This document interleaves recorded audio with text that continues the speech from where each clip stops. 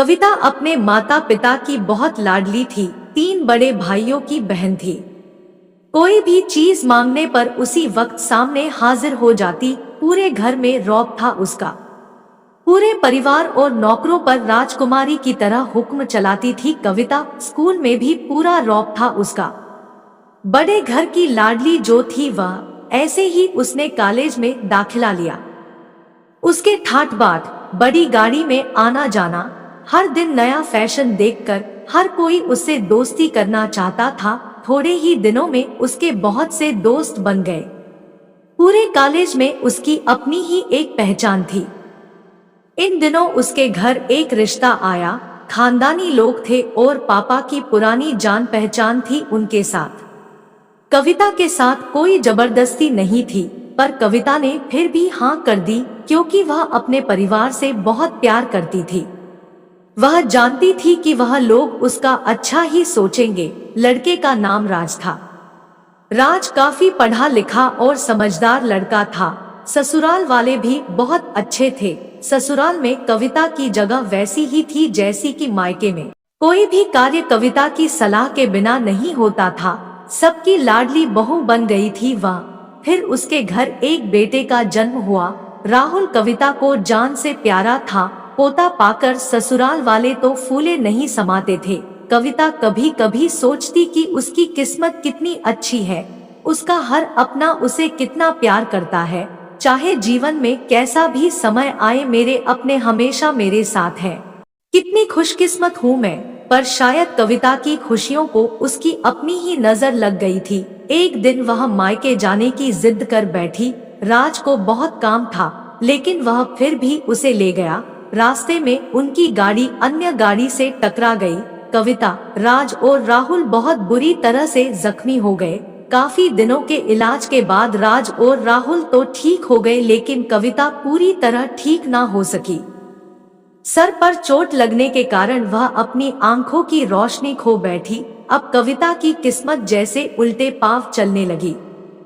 मायके वाले कुछ दिनों तक उसे मिलने आते रहे, फिर कभी कभार फोन ही करके पूछ लेते कि अब कैसी हो। धीरे धीरे ये सिलसिला भी कम हो गया। ससुराल वालों की सहानुभूति भी कम होने लगी। घर में किसी को पास बैठने के लिए कहती तो जवाब मिलता, बहुत काम है, अब तुम भी हाथ नहीं बटा सकती। राज भी चिड़चिड़ा हो गया था। बस राहुल ही था उसके साथ, जिसके साथ हंसते खेलते उसका वक्त गुजरता। एक दिन कविता के हाथ से कुछ सामान गिर गया, जिसकी वजह से राहुल को हल्की सी चोट लग गई।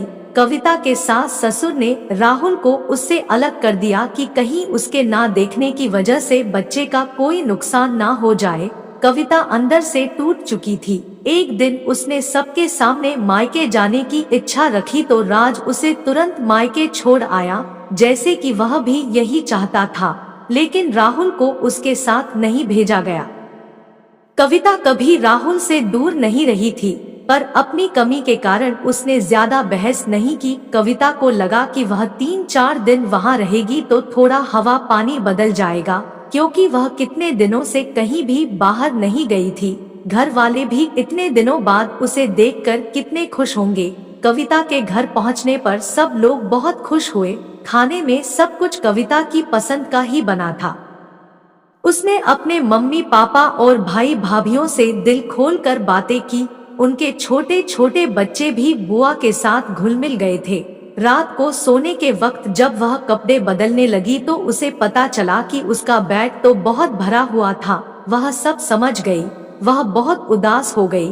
कुछ दिनों तक तो सब ठीक रहा, फिर जैसे सब बदलने लगा, सबका व्यवहार बदल रहा था। वह लोग जैसे थक चुके थे उससे। सब लोग घुमा फिरा कर पूछने लगे कि राज कब आ रहा है, उसे ले जाने। वह बहाना बना देती, जबकि वह जानती थी कि उस घर में अब उसके लिए कोई जगह नहीं। कविता से चलते वक्त कुछ ना कुछ नुकसान हो जाता। थोड़ी बहुत टोकाटाकी उसे सुनाई देती, वह टाल देती। एक दिन उसके हाथ से लगकर एक कीमती फूलदान टूट गया। छोटी भाभी ने बहुत हंगामा मचाया। कविता के माता पिता रोज रोज के झमेलों से तंग आ गए थे। उन्होंने राज को खुद से फोन कर दिया। राज कविता को अपने घर ले गया। कविता को अपने परिवार वालों से ये उम्मीद ना थी। जिस कविता के कहे बिना घर में एक पत्ता भी नहीं हिलता था, उस घर के लिए वह अब बोझ बन चुकी थी। राज के साथ ससुराल आते वक्त वह बहुत खुश थी, क्योंकि वह अपने घर जा रही थी, अपने जिगर के टुकड़े राहुल के पास। परंतु यह खुशी भी कुछ पल की ही थी। सारा बंदोबस्त पहले ही किया हुआ था। कविता को सीधे ऊपर वाले कमरे में पहुंचा दिया गया। राहुल से दूर रहने की सख्त चेतावनी दी गई। एक कामवाली लता को उसकी जिम्मेदारी सौंपी गई, जो उसके खाने पहनने जैसी जरूरतों का ध्यान रखती। कविता ज्यादातर चुप ही रहती, कभी कभी कामवाली लता से थोड़ा बतिया लेती। उसके जरिए राहुल का पता चल जाता। सबकी लाडली बेटी और बहू सबके लिए लाडली से बोझ बन चुकी थी।